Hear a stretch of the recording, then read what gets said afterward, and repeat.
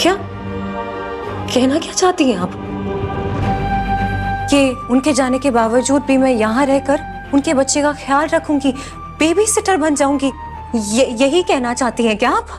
देखो, छोटे से गांव में रहने वाले साधारण से लोग हैं, हमें ये सब भारी भारी शब्द नहीं पता है। एक बच्चे को बचपन से बड़ा करने का मतलब हमारे लिए ये बेबी सिटर जो भी है ये नहीं है।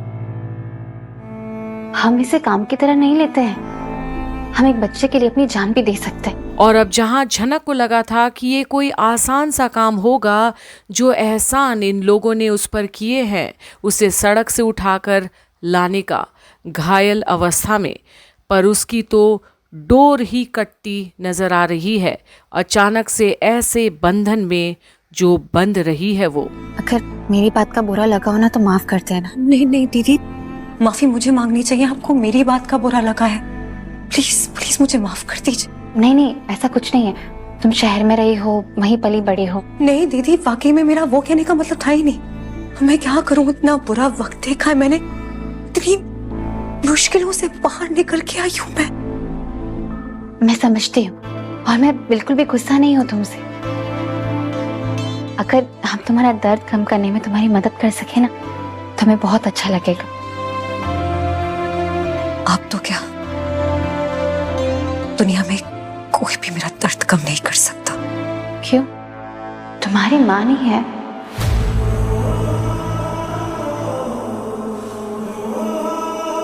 मेरा इस दुनिया में कोई नहीं है। इंसान कभी कुछ खोता है तो उसके बदले में कुछ पाता भी है।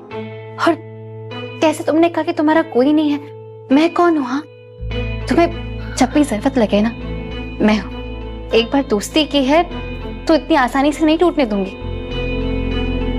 अब अभी रोना बंद करो, इतनी मेहनत से तुम्हें सजाया है, अगर तुम रोओगी तो मेकअप नहीं खराब हो जाएगा। चलो अब रोना बंद करो, विहान भाई को भी निकलना है ना। और पल भर में झनक को एक ऐसा रिश्ता मिल भी जाता है जिसका दिल शीशे जैसा साफ दिखता है। अपने आप को झनक के सामने बिल्कुल विनम्र तरीके से पेश करती है सारिका, पर झनक के दिल में डर बना हुआ है कहीं कुछ वाकई में गड़बड़ ना हो जाए। पर तभी सारिका, अरे कितना समय लगा रही हो? अब हाँ देखो, आ गया ना बुलावा। विहान भाई को जल्दी भी, वो इतने सालों बाद घर लौटे हैं और आज त्योहार भी तो है। उनके घर वाले ना उनको बहुत बेसब्री से इंतजार कर रहे हैं और उनकी जो माँ है ना वो पहले तो उनसे गुस्सा होगी, लेकिन देखना फिर उन्हें वो गले लगाए बिना रह नहीं पाएगी। अब चलो कुछ खा लेते हैं, फिर तुम्हें निकलना भी तो है। अच्छा हुआ आप लोग आ गए। देखिए कैसी लग रही है? तुमने तो कमाल कर दिया सारिका, एकदम ऐसा तैयार किया है, अब लग रहा है फाइनली विहान अपने बीवी बच्चों के साथ घर वापस लौट रहा है। एकदम हैप्पी फैमिली।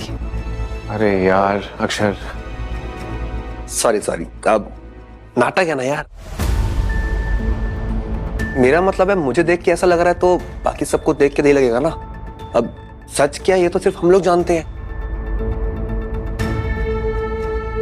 और अब वाकई में जोड़ी भी मिली हुई सी लगती है और झनक का व्यवहार किसी से छुपा भी नहीं। पर विहान अब झनक में कहीं अवनी को ही ना खोजने लगे जिसे वो कभी भुला ही ना पाया है। पर झनक भी तो जादू की पुड़िया है, प्यार हो ही जाता है किसी को भी उससे देखते ही। भैया अब चले। चल।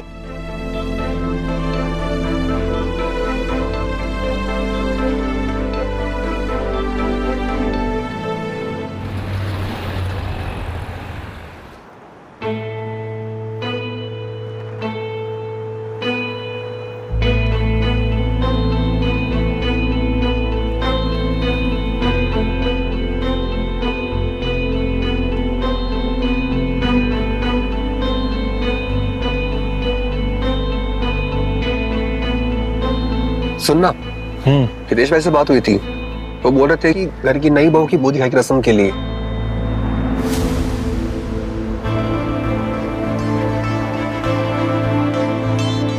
और अब जहां विहान देखता है झनक को शीशे में और समझ जाता है कि वो बेहद परेशान दिख रही है, तो उसे भी समझ नहीं आती कि वो आखिर क्या करे।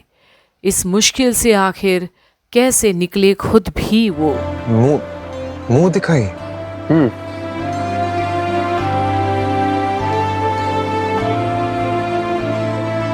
मुंह दिखाए? हे शिव शंभू, अब फिर से ये किस धर्म संकट में डाल रहे हैं आप मुझे? Avani, I am sorry. मुझे नहीं पता कि मैं क्या करूं। बहुत बुरा लग रहा है मुझे।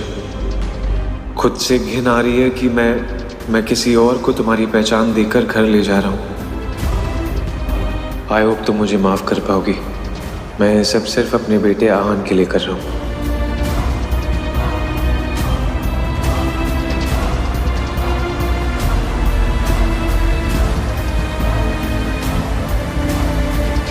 और जहां झनक और विहान दोनों को ही बुरा तो लग रहा है कि ऐसा नाटक करना पड़ रहा है सिर्फ घर वालों की खुशियां के लिए, वहीं अब अक्षर पूछता है, क्या हुआ? चुप क्यों है?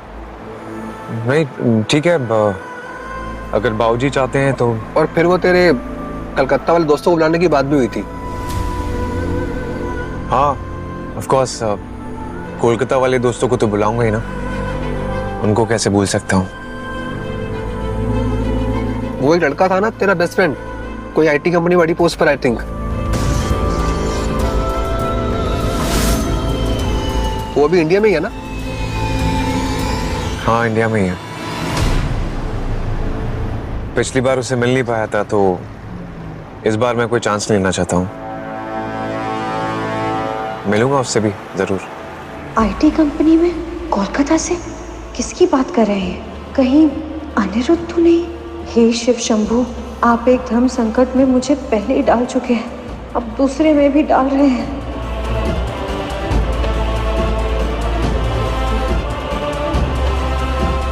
क्या हुआ, तुम परेशान दिख रही हो? नहीं नहीं, कुछ नहीं दीदी, मैं ठीक हूँ। अच्छा,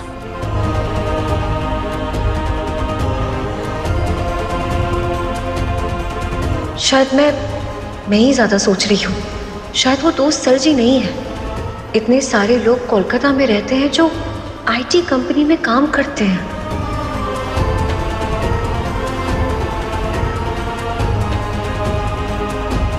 और जहां सारिका को अब लगता है कि झनक अक्षर और विहान की बातें सुनकर कुछ परेशान दिख रही है, वहीं विहान खुशकिस्मत समझता है अपने आप को कि उसे झनक जैसी लड़की मिल ही गई अवनी के जगह आहान को संभालने के लिए। पर क्या वाकई में अवनी कोई प्लेन क्रैश में मरी है, या ये सब एक कहानी है, क्योंकि उसे अमेरिका से आना ही नहीं था विहान के साथ इस गांव में। तो ये भी देखना बाकी है कि क्या वाकई में विहान ने झूठ तो नहीं बोला है अपने घर वालों तक एक बहू और बेटे को सौंपने के वक्त। पर अब जब अनिरुद्ध का जिक्र होगा एक बार फिर, तब क्या करेगी झनक? आपके क्या बहुत सारे दोस्त हैं कोलकाता में? हाँ, बहुत सारे दोस्त हैं। मैंने आपको बताया ना, मैंने वहाँ पे पढ़ाई की है। दोस्त तो बन ही जाते हैं। एक खास दोस्त बन गया, वो भवानीपुर में रहता है। आप कभी गई हैं वहाँ पे? नहीं, कभी भी नहीं। मुंह दिखाई की रस्म होने वाली है ना, तो सबने सोचा कि मेरे खास फ्रेंड को बुलाया जाए। वैसे मेरे दोस्त का नाम अनिरुद्ध है। आगे की सारी अपडेट्स के लिए बने रहिए कंप्लीट बॉलीवुड पर, जहां आप देख रहे हैं झनक की सारी अपडेट्स, क्योंकि अनी और झनक का मिलन तो होना ही है।